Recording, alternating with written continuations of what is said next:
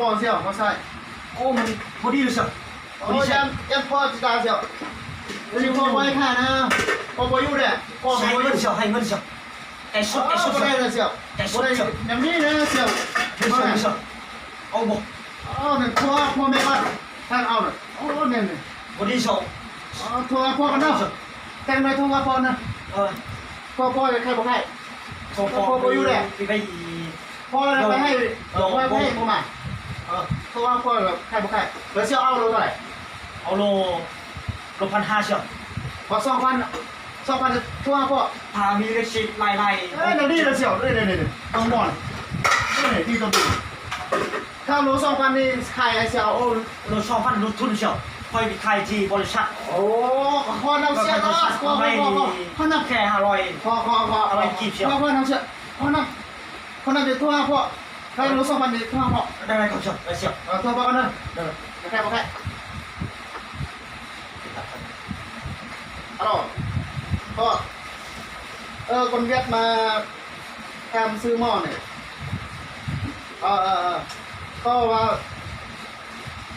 โล2,000ใครเด้ใครต้องซ่อไปใช้น้ำดีด้วยเชียวพ่อว่าใครเท่าไหร่2 อันนี้5,000โอ้นะครับเอาไว้ดูใช้ใจเงิน5,000เราเชียวผมมีไปกี่ใจเงินบาทได้เชียวก็ได้20 บาทเชียวเอาอันนี้เป็นของแทนที่เชียวตัวถามพ่อว่ามีให้พ่อเนี่ย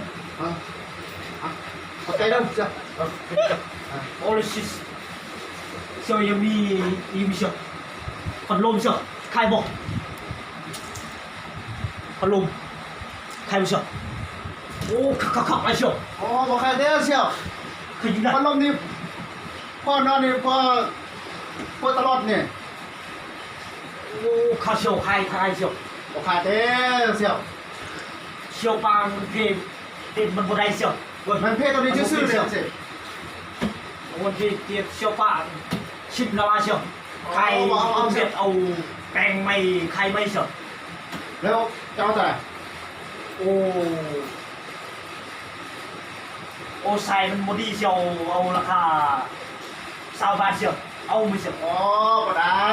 พ่อเราบ้างก็ได้เอาเพชรถ้าคนเด็ดมาวันนั้นคนเด็ดเรา50พอบอกให้โอ้เชียวไม่ได้เจ้าว่าดีเชียวใครบริษัทจ่าย20,000พ่อว่าตอนคนเวียดมาเมื่อนั้นเลยคนเวียดว่าทำ50,000ค่อยพ่อบอกให้นี่เจ้าว่า20,000ว้าวดูชมตรวจบึงดีบดีโอ้เชียวใครแพงเชียวไปซื้อเขาลูเชียวถูกเชียว5,000 กีบเชียวบอกอะไรล่ะพี่น้องกันเนาะเชียวเนาะ30,000เนาะเอาเลยเนาะ30,000เชียวเอาเลย30,000เอาใจเลยพี่น้องกันเมื่อไหร่ก็มากันเป็นพี่น้องกันโอ้เชียวเอา40,000เลยขอบใจเจ้าเชียวเมื่อไหร่มาเนาะมากันค่อยๆเนาะโอ้ไปเช็ดดีไวเชียวเอาไว้ไปช่วยเชียวไปใส่รถเนาะโอ้ยไปก็เชียวมีน้ำแกล้างมือมีเชียวมีได้มียังละ1มันมีโควิดติดมือเชียวเป็นยังเจ้าบอมาคนเวียดนี่ไปซื้อเล็กซิโร่นี่ต้องมีเงินซื้อแก้วเนาะเชียวนี่ก็บอกซื้อกันเชียวเป็นยังบอกซื้อมีรถมีไงมีเขามาอะไรเขามาอะไรใส่เขาหมดเลยโบไฮคุยไปเลย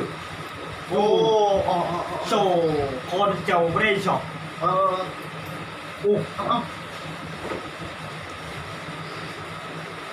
อาละ เป็นเอากันตามปี chưa các con đi chưa ทำไปดิ sửa bài chưa เอาส่งเลย